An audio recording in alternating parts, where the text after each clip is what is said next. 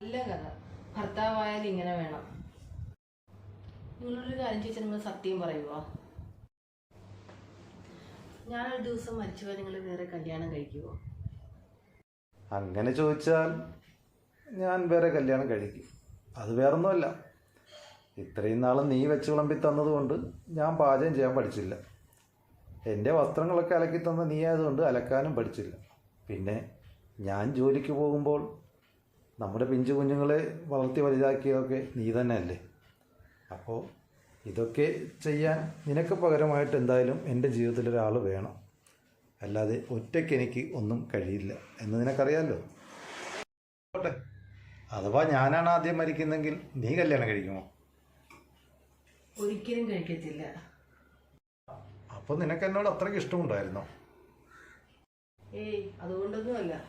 ഇത്രയും നാൾ ഞാൻ നിങ്ങൾക്ക് വേണ്ടിയല്ലേ ജീവിച്ചത്.